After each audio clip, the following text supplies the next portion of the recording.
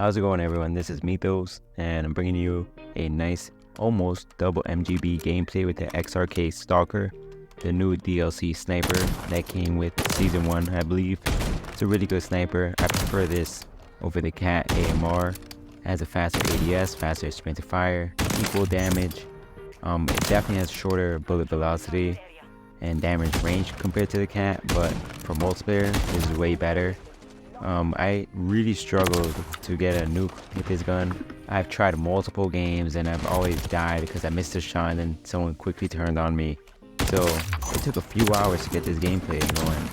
And for you guys commenting in the last video saying RB this, RB that, if you're on PlayStation, just turn off crossplay and lobby search.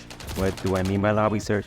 I mean going through the lobbies, checking out people's names. You can tell when people are sweats. If they have, the smiley face, I believe it's like a letter in a different language.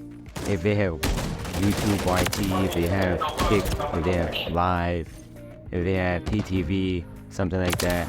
Some people are just fakes and they don't even actually do that, but you can gauge through the rest of the name. Or they have like I say MWIII Plays or MWIII Sweats or something like that.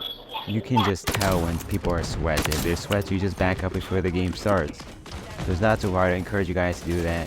I know a lot of people, I was like that before, were impatient, just wanted to go through the games, unlock, weapons, level up, complete battle pass, get the weapon camos. But now it's not even worth it, because if you lobby search, spend an extra few minutes and going through the names and even the levels, then you'd have way more fun during that game. You would have a lot more kills, you would unlock stuff faster, so it balances out at the end. I encourage you guys to do that. That's I find like the only legitimate way to combat SBMM. I mean, there's some days where I have games and every single game on lobby search is sweats. A lot of people are also turning on crossplay. Good thing, I mean for me at least, that crossplay offers only an option for PlayStation. And a lot of sweats are on PC and they don't have that option. So the chances of you also being shadow banned if you're a good decent player are a lot less if you're on PlayStation, because they know you can't be downloading cheats or use malicious software. I'm sure you can, I'm sure there's people out there that do, but you probably need a jailbroken device or something. But it's a lot harder to get banned on PlayStation 5. And speaking about PlayStation 5, you also have to think about if crossplay is off, you're playing with people who have PS4s still, which is an over a decade old console. So you have 4 times the frame, I believe, 120, and they have 30 frames per second. So a lot of the times their screen is not even rendered. You can quickly turn on them. That's a guaranteed kill. Not only that, but if you get the PS5 DualSense Edge, which is like the pro version of the controller where you have paddles in the back, you can customize the trigger response for R1, L1, R2, L2. It's a $200 controller, definitely worth it. And what I really liked about it is that you can replace the joysticks. So if you get stick drift, you can just change the joystick kind of complex. While if you have a Scuff or Battle Beaver, I haven't seen them a lot of the websites, but my friends have them. And if you get stick drift, then you're pretty much screwed. You pretty much have to buy another one. I know the return process is a little bit more complicated, so it's just not worth it. You can probably waste 20-30 bucks in a new joystick complex, and boom, you are good to go again. So turning off crossplay, plus all the Christmas moves, plus having 120 frames per second versus a PS4's 30 frames per second, plus a DualSense Edge controller, you're pretty much set up for success. Anyways, the XRK Stalker camo challenges is to get 50 kills, then after you have to get 50 kills shortly after ADSing, then get 3 kills with 1 magazine 10 times, and then get 15 one-shot 1 kills, and then from there you can go for Gilded, which is get 10 kills while focus down sights. Forge, get 3 operated kills with 1 magazine 10 times, get 15 operated kills shortly after sprinting 4 priceless, and for Interstellar just complete 36 priceless camo challenges. So you can definitely use this to replace a Cat AMR sniper if you guys wanted to. This gun was a lot easier to use than the Cat AMR sniper, especially if you want to rush and snipe and be a part of FaZe Clan. I do wish that they buff it and add a faster ADS timing. Not as fast as a longbow, because it gives less hit markers, but a little bit faster, just to add another gun in the mix where people can go for clips and montages. I think it'll be a very fun gun to use, especially for larger maps where you tend to get a lot of hit markers in. So far, as you guys can see, I'm using the priceless camo. I'm completing that ultra weapon mastery talent for that gun right now as we're talking. I believe I'm like 100 kills away, and then to complete the priceless camo challenges, and then after that I have to get the 400 kills for interstellar to finally be done. And do you guys typically use the small maps to complete the ultra weapon mastery if you guys are completing it, or do you guys like to have fun and play with different game modes, different maps, ground war maybe? I might do that just to keep the game from being stale.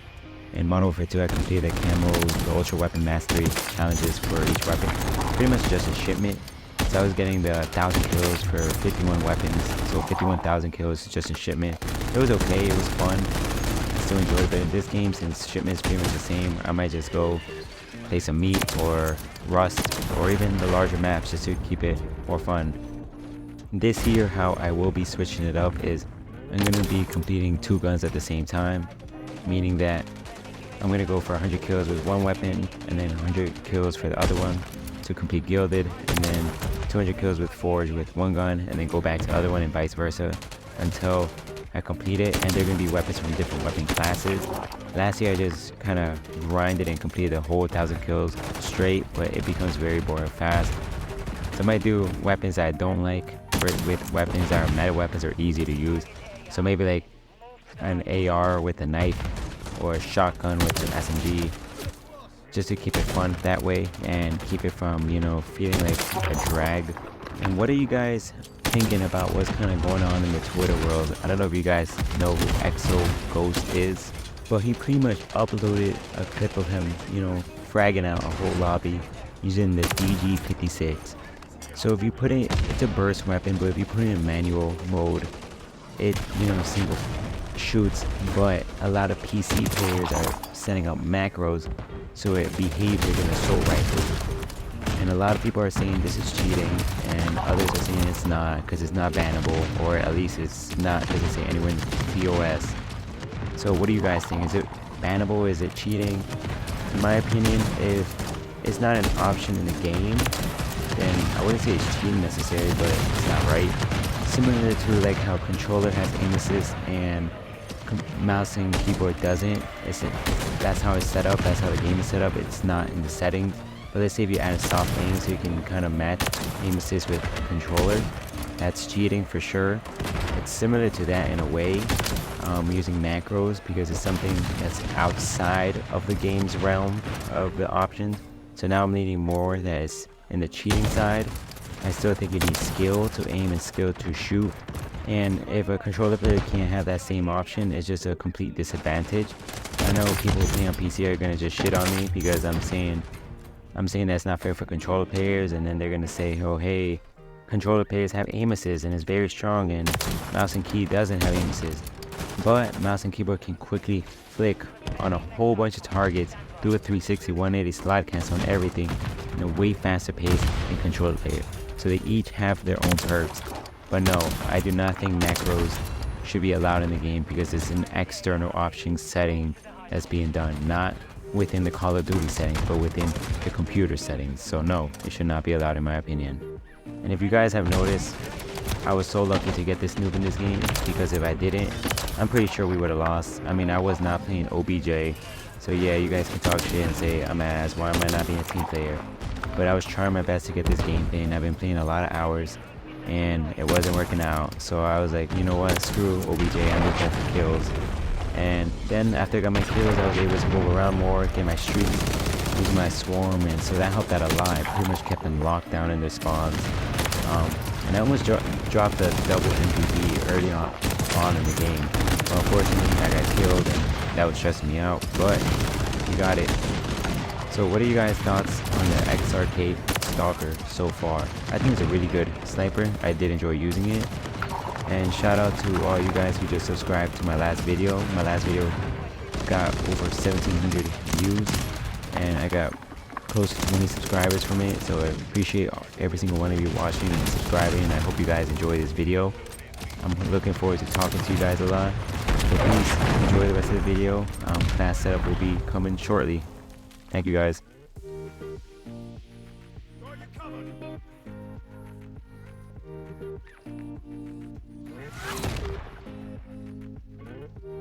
The mission is complete. Good work. So this is the class setup I use for the XRK Stalker. For the barrel, I use a handler LKP short barrel for the improved ADS, movement speed, sprint to fire speed, and sprint speed. For the sight, this is vital. You need to use an IntLast CAS 14. You get 2.5 magnification, faster ADS, and faster aiming stability. You can see improved ADS speed by close to 10% and improve ADS movement speed, so you definitely need to use this attachment for this weapon. Then I use a light stock for improved ADS.